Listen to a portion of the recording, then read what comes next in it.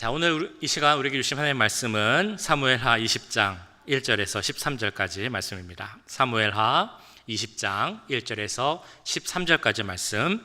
하나님의 말씀을 받들어 봉독할 때 살아계신 하나님의 음성을 들으시기 바랍니다. 마침 거기에 불량배 하나가 있으니 그의 이름은 세바인데 베냐민 사람 비그리의 아들이었더라. 그가 나팔을 불며 이르되 우리는 다윗과 나눌 분깃이 없으며 이새의 아들에게서 받을 유산이 우리에게 없도다. 이스라엘아 각각 장막으로 돌아가라 하매 이에 온 이스라엘 사람들이 다윗 따르기를 그치고 올라가 비그리의 아들 세바를 따르나 유다 사람들은 그들의 왕과 합하여 요단에서 예루살렘까지 따르니라. 다윗이 예루살렘 본궁에 이르러 전에 머물러 왕궁을 지키게 한 후궁 10명을 잡아 별실에 가두고 먹을 것만 주고 그들에게 관계하지 아니하니 그들이 죽는 날까지 갇혀서 생과부로 지내니라. 왕이 아마사에게 이르되 너는 나를 위하여 3일 내로 유다 사람을 큰 소리로 불러 모으고 너도 여기 있으라 하니라. 아마사가 유다 사람을 모으러 가더니 왕이 정한 기일에 지체된지라. 다윗이 이에 아비새에게 이르되 이제 비그리의 아들 세바가 압살롬보다 우리를 더 해하리니 너는 내 주의 부하들을 데리고 그의 뒤를 쫓아가라. 그가 견고한 성읍에 들어가 우리들을 피할까 염려하노라 하매 요압을 따르는 자들과 그렛 사람들과 블렛 사람들과 모든 용사들이 다 아비새를 따라 비그리의 아들 세바를 뒤쫓으려고 예루살렘에서 나와 기브온 큰 바위 곁에 이르매 아마사가 맞으러 오니 그때 요압이 군복을 입고 띠를 띠고 칼집에 꽂은 칼을 허리에 맸는데 그가 나아갈 때 칼이 빠져 떨어졌더라. 요압이 아마사에게 이르되 내 형은 평안하냐 하며 오른손으로 아마사의 수염을 잡고 그와 입을 맞추려는 체하매 아마사가 요압의 손에 있는 칼은 주의하지 아니한지라. 요압이 칼로 그의 배를 찌르매 그의 창자가 땅에 쏟아지니 그를 다시 치지 아니하여도 죽으니라. 요압과 그의 동생 아비새가 비그리의 아들 세바를 뒤쫓을새 요압의 청년 중 하나가 아마사 곁에 서서 이르되 요압을 좋아하는 자가 누구이며 요압을 따라 다윗을 위하는 자는 누구냐 하니 아마사가 길 가운데 피 속에 놓여 있는지라. 그 청년이 모든 백성이 서 있는 것을 보고 아마사를 큰 길에서부터 밭으로 옮겼으나 거기에 이르는 자도 다 멈추어 서는 것을 보고 옷을 그 위에 덮으니라. 아마사를 큰 길에서 옮겨가매 사람들이 다 요압을 따라 비그리의 아들 세바를 뒤쫓아 가니라. 아멘. 네, 미국의 그 유명한 스포츠 라이벌이 있습니다. 스포츠 라이벌 하면 대표적으로 생각나시는 것이 아마 그 야구에서 뉴욕 양키스하고 보스턴 레드삭스의 경기일 것입니다. 제가 보스턴에 잠깐 있었던 적이 있었는데요. 그 보스턴에 있을 때 양키스가 보스턴으로 와서 야구 경기를 하는 날이면 도시 전체가 한산해지고 다니는 사람이 없을 정도로 아주 그 열기가 대단했습니다. 서로 라이벌 의식이 대단했고 팬들도 그 라이벌 의식이 아주 컸습니다. 야구에 뉴욕 양키스와 보스턴 레드삭스가 있다면 축구에도 있습니다.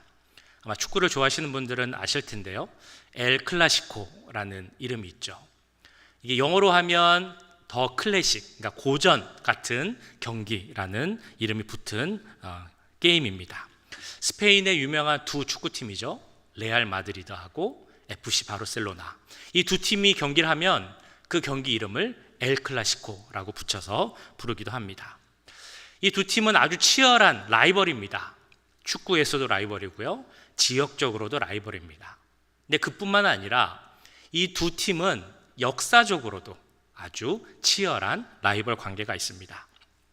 그리고 그 역사적 라이벌은 그 20세기 초반 스페인에서 일어났던 스페인 내전까지도 연결이 됩니다.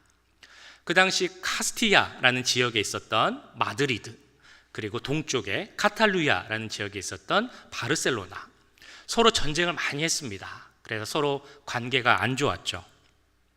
근데 그 전쟁의 여파로 지금도 이 두 지역은 사이가 안 좋습니다. 그래서 동쪽에 있는 바르셀로나라는 곳은 아직도 이 스페인에서 독립하고 싶다라는 의견을 나타내기도 합니다. 그런 라이벌 관계가 축구에도 그대로 나타나서 지금도 그 두 팀의 경기는 정말 치열한 경기가 되죠. 그리고 이런 역사적 배경이 있기 때문에 이 두 팀의 경기를 더 클래식, 엘 클라시코, 고전 같은 경기다라고 그런 별칭으로 부르고 있는 것입니다. 우리가 하는 말 중에 그 인간 군상이라는 말이 있습니다. 다 들어보셨을 것입니다. 인간 군상. 사전적 의미는 사람들, 무리를 지어 살아가는 사람들의 모습, 많은 사람들, 때를 지어 살아가는 사람들, 그런 의미를 갖고 있습니다. 근데 이 인간 군상이라는 단어가 주로 쓰여지는 용어가 어떤 것이냐면, 사람들이 살아가는 모습은 다 비슷하다. 무리를 지어 우리가 살아가고 있는데 그 각각 살아가는 모습들을 보면 어디나 다 비슷한 모습이 나타난다. 그런 의미가 있습니다. 그래서 지금이나 예전이나 서양이나 동양이나 사람들 살아가는 모습을 이렇게 살펴보면 그 모습들이 다 비슷하다는 거죠. 대표적으로 이런 게 있을 것입니다. 사람은 누구나 자기 이름이 좀 높여지기를 원하죠. 많은 것을 갖길 원합니다. 재물이 많아지길 원하고 소유가 많아지길 원합니다. 그리고 또 자기 명예도 높아지고 힘도 많이 갖고 권력도 큰 권력을 갖기를 원합니다. 이것이 모든 사람이 갖고 있는 사람들의 욕심이고 욕망이죠. 그런 사람들이 모여서 무리를 이어 살아가다 보니까 거기에는 갈등이 생길 수밖에 없게 됩니다. 사람과 사람, 개인과 개인 간의 갈등이 생기죠. 또 그룹과 그룹 간의 갈등도 생기고 지역과 지역 간의 라이벌 관계도 생기게 됩니다. 처음에 말씀드렸던 그 스페인의 지역 갈등이 있었던 것처럼 그때도 있었고 지금도 갈등이 있습니다. 너무 잘 아시는 것처럼 지금 우리가 살고 있는 미국이나 아니면 우리의 조국 한국에서도 지역적 갈등이 있습니다. 세대 간의 갈등도 있고요, 계층 간의 갈등도 나타나고 있습니다. 어디나 그런 모습이 나타난다는 것이죠. 중요한 것은 이스라엘, 하나님이 세우신 왕 다윗이 다스리고 하나님이 선택하신 백성들이 함께 있는 그 이스라엘에도 같은 모습이 나타나고 있다는 것입니다. 바로 오늘 본문에 그런 내용이 나오고 있죠. 오늘 본문을 보시면 어떤 생각이 드십니까? 그 시대, 다윗이 오늘 이제 왕으로 나와서 예루살렘으로 돌아오는 이 시기가 어떤 시기였나? 평안한 시기가 아니었다라는 것을 금방 압니다. 샬롬의 시대가 아니고 아주 혼돈의 시대였죠. 압살롬이 반역을 일으켰는데 그것을 진압은 다 했습니다. 그런데 이스라엘에 아직 후유증이 남아 있습니다. 다윗에 대한 불만과 불평, 그런 것들이 아직 있죠. 그 반역을 일으켰던 그 무리들하고도 관계가 아직 정리되지 않았습니다. 그리고 그 이스라엘 안에는 여전히 지역적인 갈등, 또한 지파의 갈등이 나타나고 있었습니다. 대표적으로 나타나는 것이 바로 지파 간의 갈등입니다. 이스라엘은 한 민족으로서 몇 지파가 있었죠? 12지파가 있었습니다. 그런데 이 12지파도 각각 또 족속이 있다 보니까요, 그 사이에서 갈등이 나타날 수밖에 없는 것입니다. 그 갈등은 언제부터 시작되었을까 생각을 해보면 아마도 가나안 땅을 들어와서 땅을 분배할 때부터 갈등의 씨앗이 있었을 것입니다. 누가, 어떤 족속이 어떤 땅을 차지하느냐, 어떤 좋은 땅을 차지하고 얼마나 더 넓은 땅을 차지하느냐, 여기에서부터 지파 간의 갈등이 시작되었겠죠. 왕정 시대에도 갈등은 계속됩니다. 초대 왕이었던 사울을 배출했지만 그 왕위를 계속 이어가지 못했던 그런 베냐민 지파가 있습니다.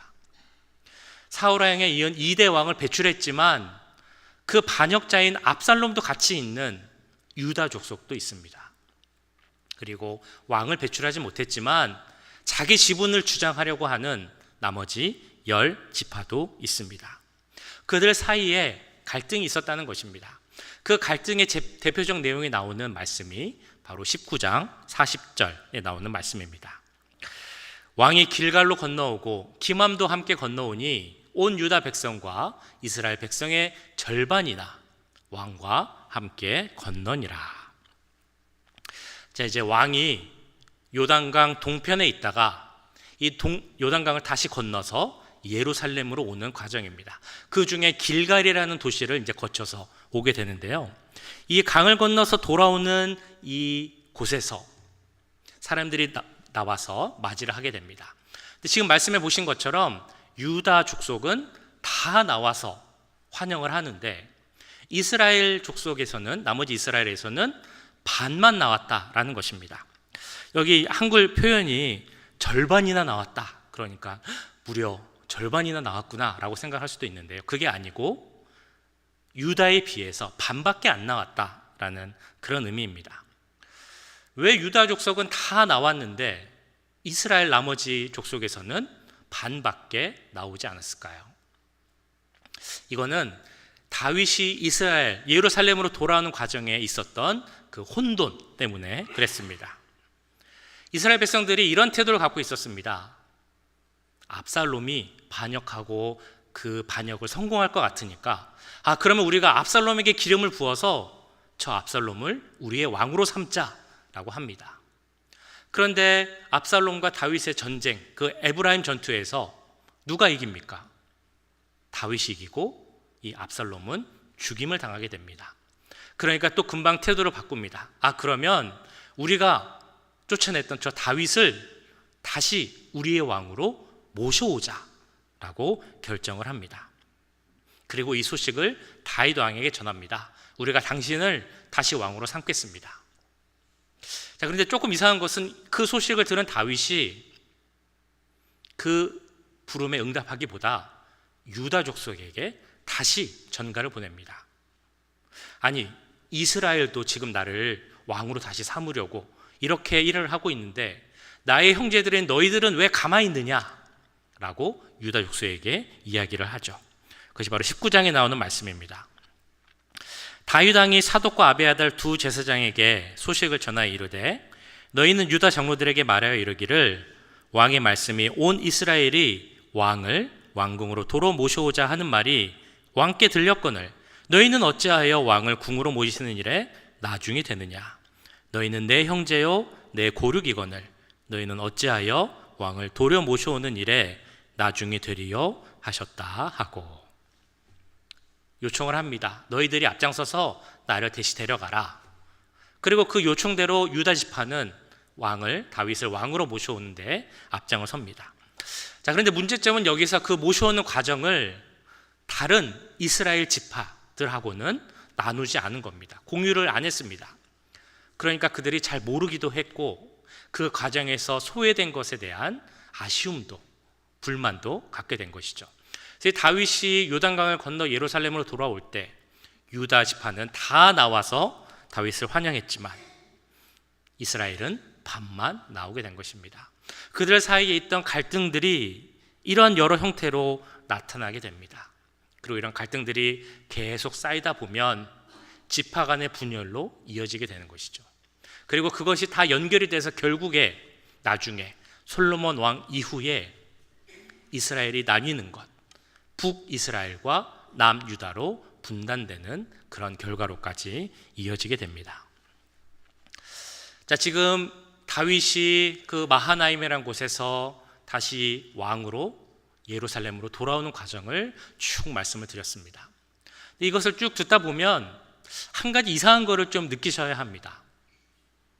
이 다윗의 황궁 과정에 꼭 나오고 언급되어야 할 단어가 나오지 않는다라는 사실입니다. 다윗에 대해서 이야기를 하고 이스라엘에 대해서 이야기를 하고 있는데 언급되어야 할 한 분이 언급되지 않고 있습니다. 누구입니까? 누구의 이름이 나오지 않고 있습니까? 바로 하나님이죠. 하나님이 세우신 나라 이스라엘이고 하나님이 세우신 왕 다윗이고 하나님이 선택하신 이스라엘의 백성인데 그들이 압살롬의 반역을 정리하고 다윗을 다시 왕으로 삼는 그 모든 일을 행하고 있는데 그 과정에 하나님이 없다는 것입니다.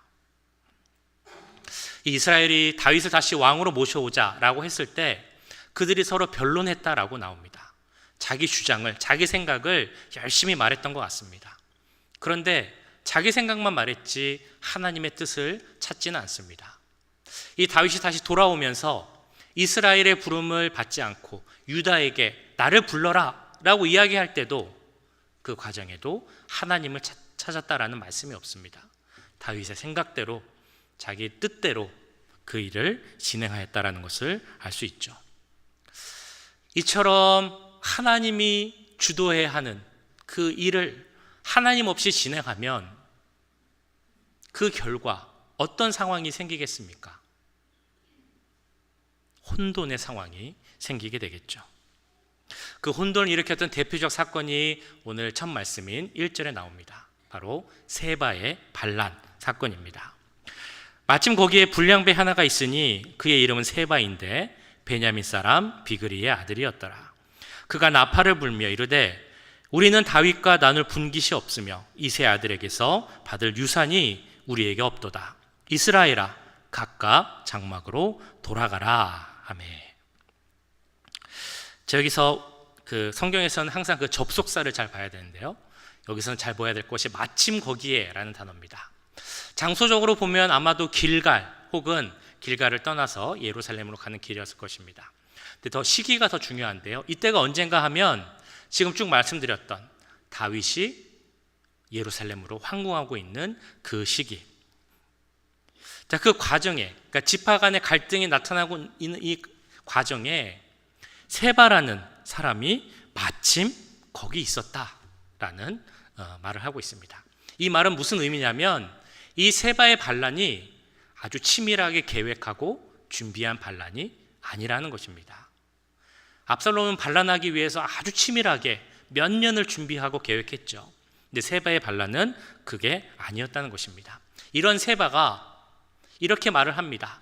전쟁을 선포하는 나팔을 불면서 다윗을 얕잡아서 이새의 아들이라고 부르죠. 그러면서 저 이새의 아들 다윗 지파와 우리가 무슨 상관이냐? 우리가 나눌 것이 하나도 없고 받을 유업이 없는데 그럼 너희들은 더 이상 다윗을 따르지 말고 각각의 집으로 돌아가라 라고 말하고 있습니다. 놀라운 것은 이 세바가 누구라고 말하고 있습니까? 그 앞에 별칭이 붙죠? 바로 불량배라고 말하고 있습니다. 우리 지금으로 치면 뭐 건달, 트러블 메이커 이런 사람입니다. 그런 사람이 반란을 일으켰다는 것입니다. 근데 더 놀라운 것은 이런 불량배의 준비 없이 그냥 한 말을 사람들이 듣고 있다라는 것입니다. 그래서 다윗 따르는 것을 그치고 이 세바를 따라갔다라고 나오고 있습니다. 이에 온 이스라엘 사람들이 다윗 따르기를 그치고 올라가 비그리의 아들 세바를 따르나 유다 사람들은 그들의 왕과 합하여 요단에서 예루살렘까지 따르니라. 여기서 보면 우리는 이스라엘 백성들의 어떤 모습을 알 수 있죠. 다윗을 섬기다가 압살롬을 섬기기로 합니다. 근데 압살롬이 잘 안 되니까 다시 다윗을 섬기기로 합니다. 근데 뭐 다윗도 좀 아닌 것 같으니까 아무렇지도 않게 세바를 따라갔다라고 나옵니다. 이거는 그들이 뭐 지조가 없다 혹은 뭐 충성심이 없다 이런 의미가 아닙니다. 이 말은 하나님이 세우신 왕 다윗을 바르게 섬기고 따르는 그런 마음이 없다는 것이죠. 하나님 뜻을 찾는 과정이나 믿음 없이 그냥 그들의 눈앞에 보이는 대로 상황에 따라서 좋은 대로 자기들에게 이득되는 대로 모든 것을 결정했다라는 그런 의미입니다. 혼돈의 시대가 갖고 있는 특징입니다. 그리고 이런 혼돈의 상황을 만든 것은 세바뿐만이 아닙니다. 사실은 다윗도 이런 상황을 만들었습니다. 그래서 본문을 보시면 다윗이 예루살렘 궁으로 돌아와서 가장 먼저 한 일이 있는데요. 조금은 의외의 일이었죠. 바로 후궁 10명을 대하는 일이었습니다. 다윗이 예루살렘 본궁에 이르러 전에 머물러 왕궁을 지키게 한 후궁 10명을 잡아 별실에 가두고 먹을 것만 주고 그들에게 관계하지 아니하니 그들이 죽는 날까지 갇혀서 생과부로 지내니라. 다윗이 왕궁에서 제일 처음 한 일, 하나님께 감사의 제사를 드린다든가 아니면 황궁할 수 있도록 도와준 신하들에게 격려하는 그런 어떤 축제를 연다거나 이것이 아니었습니다. 왕궁에 남아 있었던 후궁 10명. 그들은 다윗이 압살롬을 피해 도망갈 때 후궁을 지키라라고 명령했던, 그 명령을 받았던 후궁들이었습니다. 근데 이들은 그 압살롬에 의해서 아주 수치스러운 일을 당하게 되죠. 자, 그리고 나서 다윗이 돌아왔습니다. 그 당시 보통의 경우라면 이 여인들은 어찌 보면 죽음을 맞이하는 것이 그 당시의 관례였을 수도 있습니다. 근데 다윗은 그렇게는 하지 않고 이 여인들을 별실에 가두고 관계하지 않고 먹을 것만 줬다라고 나옵니다. 질문을 갖게 됩니다. 왜 다윗은 이런 일을 했을까? 이에 대한 여러 가지 해석이 있습니다. 그 다윗의 행동을 좋게 보는 것으로는 일단은 그들이 죽어야 함에도 불구하고 그래도 다윗은 그들을 죽이지 않고 살게 했다라는 것이 있습니다. 더 좋은 호의적 그 해석으로는 다윗이 그들을 보면서 자신의 모습을 돌아보기 위해 살려두었다라는 해석도 있습니다. 그들이 이렇게 된 이유는 다 다윗의 죄 때문이었기 때문에 그것을 잊지 않기 위해서 그 후궁들을 바라보며 자신의 모습, 죄와 부끄러움을 돌아보기 위함이었다라는 그런 해석도 있습니다. 어쨌든 중요한 것은 이런 다윗의 행동은 참 이해하기가 쉽지 않다는 것이죠. 이 후궁들이 왜 남았습니까? 다윗의 명령으로 남은 것입니다. 그들이 압살롬이 왔을 때 이 압살롬의 그 험한 짓을 참거나 반항하거나 거부하기는 쉽지 않았을 것입니다. 그런데 그 여인들을 별실에 가두고 전혀 돌보지도 않고 그렇게 과부로 살게 했다라는 것은 참 냉정한 조치였다라고 볼 수 있을 것입니다. 그리고 다윗은 또 다른 이해할 수 없는 그런 일을 합니다. 그게 뭐냐면 아마사를 다윗의 군대 장관으로 삼는 일이었습니다. 아마사가 누구였는지 기억나십니까? 아마사는 그 반역자였던 압살롬의 군대 장관이었습니다. 다시 말해 반역자, 적군의 군대의 우두머리가 바로 이 아마사였습니다. 그런데 이 아마사를 새로운 군대의 수장으로 삼은 것이죠. 19장 13절에 보시면 이렇게 나와 있습니다. 너희는 또 아마사에게 이르되 너는 내 골육이 아니냐? 내가 요압을 이어서 항상 내 앞에서 지휘관이 되지 아니하면 하나님이 내게 벌 위에 벌을 내리시기를 바라노라 하셨다 하라. 아마사는 적군의 장군이었는데 그가 크게 돌이키고 잘못했습니다, 후회하고 회개해서 그를 군대 장관으로 삼은 것이 아닙니다. 그러면 왜 다윗은 이 아마사를 군대 장관으로 삼았을까? 거기도 여러 해석이 있습니다. 좋게 보면 적을 포용하는 모습을 다윗이 보여주기 위함이다라고 볼 수 있겠죠. 아마사가 가족이기도 했고요. 그런 의미에서 포용하는 의미로도 볼 수 있을 것입니다. 근데 사실은 그것보다는 또 다른 이유가 있습니다. 그것은 바로 다윗에게 있어서 조금은 껄끄럽고 견제하고 싶은 인물이 한 명 있는데 바로 요압이라는 인물입니다. 이 요압을 견제하기 위해서 아마사를 군대 장관으로 삼았다는 것입니다. 이런 다윗의 모든 행위와 조치들, 후궁을 별궁에 삼게 하고 아마사를 군대 장관으로 삼고 이 모든 과정을 통해서도 빠져 있는 것이 있죠. 하나님께 뜻을 묻고 그 뜻을 찾는 모든 과정이 다 사라져 있습니다. 다윗은 그렇게 하나님께 묻기로 유명한 사람입니다. 그런데 오늘 말씀에서는 하나님께 물었다라는 것이 전혀 나와 있지 않습니다. 하나님 뜻을 찾지 않고 이렇게 자신의 생각으로 결정을 하다 보니까 계속적으로 혼돈의 상황이 이어지게 되죠. 4절 5절에 보시면 이런 말씀이 나와 있습니다. 왕이 아마사에게 이르되 너는 나를 위하여 3일 내로 유다 사람을 큰 소리로 불러 모으고 너도 여기 있으라 하니라. 아마사가 유다 사람을 모으러 가더니 왕이 정한 기일에 지체된지라. 새롭게 아마사가 군대 장관이 되었으니까 반란을 일으킨 세바를 이제 진압하러 가라고 합니다. 근데 이 아마사는 어찌된 일인지 그 왕의 명령을 잘 수행하지 못하죠. 3일 내에 군사를 모아서 진압하라, 올라가라 라고 했는데 그 일에 대한 미온적인 반응을 보입니다. 아마사가 무능해서 그랬을 수도 있고 기득권이 있어서 군사를 모으는 게 쉽지 않을 수도 있습니다. 어쩌면 그가 몸은 살기 위해서 다윗 편에 왔지만 마음으로는 아직 압살롬을 더 좋아하는 그런 마음이 있어서 그럴지도 모르겠습니다. 어쨌든 아마사는 이 일을 행하지 못하죠. 그러자 다윗은 또 다른 명령을 내립니다. 아마사가 안 되면 또 다른 사람 아비새를 통해서 이 일을 하겠다라고 말합니다. 다윗이 이에 아비새에게 이르되 이제 비그리의 아들 세바가 압살롬보다 우리를 더 헤아리니 이제 너는 내 주의 부하들을 데리고 그의 뒤를 쫓아가라. 그가 견고한 성읍에 들어가 우리들을 피할까 염려하노라 하매. 아마사에 대한 명령이 잘 이루어지지 않자 또 다른 사람 아비새를 세웁니다. 이렇게 아마사를 세우고 아비새를 세운 이유는 아까 말씀드렸던 것처럼 요압이란 사람을 견제하기 위함입니다. 그 세바를 진압하는 일에 요압을 보내지 않기 위함이었죠. 그런데 사실 아비새는 이 요압과 형제 관계입니다. 형제 관계일 뿐만 아니라 이 아비새가 요압의 손아귀에 있는 사람입니다. 그러니까 요압을 보내지 않으려고 다윗이 이렇게 막 여러 가지 노력을 했는데 결국 결론적으로는 요압이 그 일에 앞장서서 나가게 되는 그런 결과를 맞게 되었습니다. 그리고 거기서 문제는 또 다른 살인 사건이 일어나게 된다는 것입니다. 자신을 대신해서 군대 장관이 된 아마사, 요압이 죽이려고 노리고 있었습니다. 그리고 틈을 타서 그를 죽이게 되죠.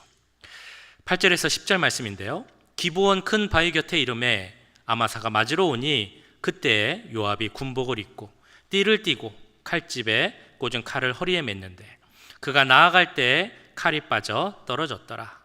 요압이 아마사에게 이르되 내 형은 평안하냐 하며 오른손으로 아마사의 수염을 잡고 그와 입을 맞추려는 체하매 아마사가 요압의 손에 있는 칼은 주의하지 아니한지라. 요압이 칼로 그의 배를 찌르매 그의 창자가 땅에 쏟아지니 그를 다시 치지 아니하여도 죽으니라. 요압과 그의 동생 아비새가 비그리의 아들 세바를 뒤쫓을세. 요압은 여기서 아마사를 죽이기 위해서 작전을 짜죠. 칼을 품속에 숨기고 올라갑니다. 그리고 겉에는 큰 칼을 칼집에 넣어서 허리에 차고 갑니다. 그리고 아마사를 만나고 나서는 그 칼을 떨어뜨립니다. 속이기 위한 작전이었죠. 내가 칼이 없다라는 것을 보여주기 위한 모습이었습니다. 그리고 그 당시 오랜만에 만나며 인사하기 위해서 입을 맞추는 그런 관습이 있었는데요. 그래서 이제 아마사와 입을 맞추게 됩니다. 근데 장군이고 군인이다 보니까 수염을 덥수룩하게 길렀던 것 같습니다. 그러니까 입을 맞추기 위해서 이 수염을 약간 손으로 이렇게 밀면서 입을 맞춰야 되는 거죠. 그렇게 인사하는 척 하면서 한 손으로는 이 요압이 아마사의 수염을 잡고 한 손으로는 품 안에 숨겨놨던 그 칼을 꺼내서 이 아마사를 죽이게 되는 것입니다. 얼마나 잔인하게 죽였는지는 10절에 잘 나와 있습니다. 여기서 나오는 인물이 바로 요압이라는 인물이죠. 다윗의 입장에서 보자면 일종의 해결사 같은 사람입니다. 꼭 필요한 사람이지만 그러나 또 가까이 하기는 좀 불편한 그런 인물이 바로 요압입니다. 특별히 요압이 다윗에게 더 껄끄러운 이유가 있죠. 그 이유가 무엇이었을까요? 다윗이 범했던 가장 큰 죄, 밧세바를 범하고 그 아들 남편 우리아를 죽였던 그 일을 앞서 행하고 그래서 그 모든 것을 알았던 사람이 바로 이 요압이었기 때문입니다. 그래서 정말 마음으로는 요압을 내치고 싶었지만 요압을 내치지 못하죠. 그리고 요압은 여러 면에서 어려운 상황, 혼돈을 만들어가는 그런 인물로 다윗 곁에 남아있게 되는 것입니다. 지금 오늘 말씀을 쭉 보면서 설명해 드린 이 이스라엘의 상황 너무 어지럽죠. 난세 혹은 혼돈의 상황입니다. 처음 말씀드렸던 그 인간 군상들의 모습들 너무나 다양한 모습들 나타납니다. 지금 우리가 볼 수 있는 모습들이 나타나고요. 이스라엘 역사에 일어났던 일들이 한국 역사에도 일어났습니다. 한국 역사에 일어났던 일들도 이스라엘 역사에서 또 일어나고 있는 것을 우리는 보게 됩니다. 그런데 우리는 그 모습을 보며 뭔가 이상하다라고 생각을 합니다. 왜 이스라엘에도 똑같은 모습이 나타나고 있을까? 그들은 하나님의 백성 이스라엘인데, 그들은 하나님이 선택하신 나라인데, 그 왕은 하나님이 선택하여 세운 다윗 왕인데 왜 그들에게도 똑같은 모습이 나타나고 있을까? 왜 그들에게 똑같은 모습이 나타나고 있을까요? 그들의 마음이 하나님께 온전히 향해 있지 못하기 때문입니다. 한 마음으로 하나님을 바라고 있어야 되는데 그들의 마음이 두 마음이 되어서 온전히 하나님을 섬기지 못하기 때문에 보통 인간들의 모습이 그 이스라엘에도 나타나고 있다는 것입니다. 다윗의 경우도 마찬가지입니다. 압살롬을 피해 도망갈 때 그가 어떻게 도망갔습니까? 슬피 울며 회개하며 하나님만 찾고 도움을 바라며 갔습니다. 그런데 일이 해결되고 돌아올 때 다윗의 모습은 어땠습니까?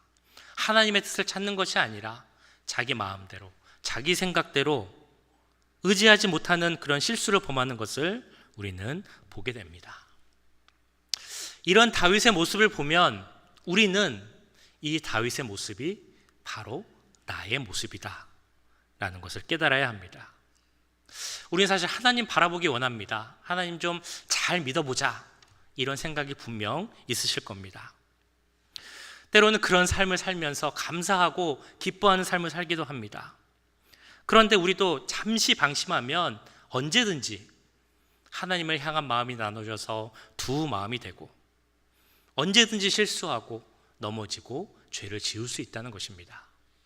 우리 삶이 하나님으로부터 멀어지면 그로 인해서 우리 삶에도 혼돈과 혼란의 상황이 생길 수 있다는 것입니다. 근데 오늘 이 혼돈 과정 가운데 우리는 분명히 그러나 숨겨진 사실 하나를 꼭 보아야 합니다. 그것은 바로 이 혼돈과 혼란 가운데서도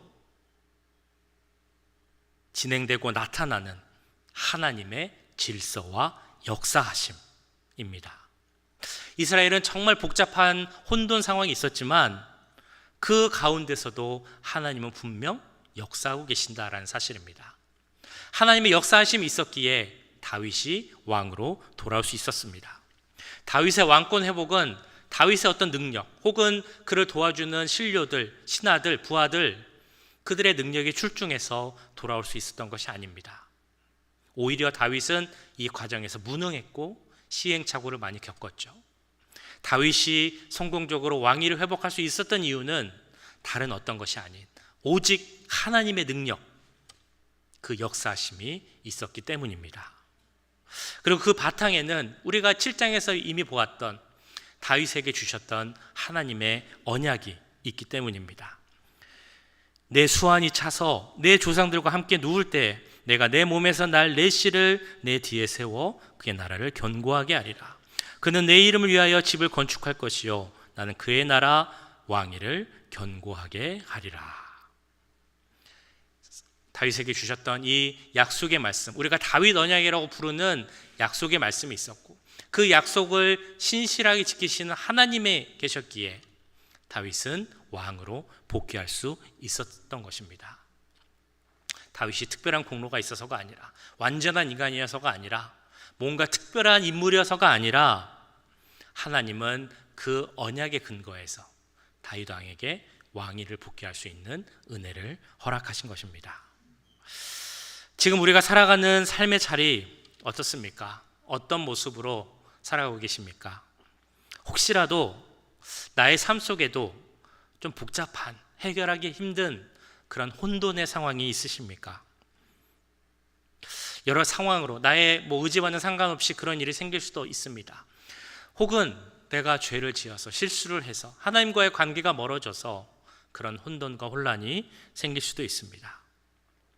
근데 분명한 것은 우리의 삶의 자리가 혼돈과 혼란의 그 자리에 있다 할지라도 지금 이 순간 그 장소에도 하나님의 역사하심은 진행되고 있다는 것입니다. 하나님께서 우리의 모든 어려움, 문제, 혼돈을 해결하시고 우리가 승리케 하심을 주님께서는 우리에게 약속하셨습니다. 요한 1서에서는 이렇게 말씀하시죠. 자녀들아 너희는 하나님께 속하였고 또 그들을 이기었나니 이는 너희 안에 계시니가 세상에 있는 자보다 크심이라. 우리 안에 누가 있다고 말을 하고 있습니까? 세상을 이긴 자가 우리 안에 있다라고 말씀하고 있습니다. 그러면 그분만 붙잡고 그분을 통해 주신 그 언약의 말씀을 붙잡고 나아가면 우리는 승리하게 될 줄 믿습니다. 어떤 혼돈 속에서도 제일 중요한 게 무엇입니까? 우리에게 주신 하나님의 언약의 말씀을 붙잡는 것이 가장 중요합니다. 그리고 하나님만 바라보고 그 역사하심을 기대하며 나아가는 것이 중요할 것입니다. 인생에서 혼돈을 만나신다면 그럼에도 불구하고 하나님의 언약의 말씀을 붙잡고 하나님의 능력으로 승리하며 나아가는 우리 모두가 되시기를 주님의 이름으로 간절히 축원합니다. 기도하겠습니다. 사랑의 주님, 오늘 말씀을 통해 그 다윗의 시대 여러 가지 혼란과 혼돈이 있었음을 보게 하심을 감사합니다. 너무나 어지럽고 혼돈한 상황이었지만 그럼에도 그 가운데 흐르고 진행되는 하나님의 역사하심을 봅니다. 그 역사하심 가운데 언약을 지키시고 또한 그 역사하심 가운데 자기의 자리 왕으로 돌아온 다윗의 모습을 봅니다. 이 모습을 통해 지금도 역사하시는 하나님을 바라보게 하시고 우리에게 주신 약속을 지키시는 그 신실하신 하나님을 바라보는 우리 모두가 될 수 있도록 주님 인도하여 주시옵소서. 우리의 삶의 자리에 혼돈이 있다면 그럴 때 더 하나님을 바라보게 하시고 하나님이 주신 언약의 말씀을 붙잡게 하셔서 우리 안에 계신 그 능력의 주로 말미암아 승리하는 삶을 살아가는 모든 성도들 될 수 있도록 인도하여 주시옵소서. 모든 것 감사드리며 우리를 구원하신 예수 그리스도의 이름으로 기도하옵나이다.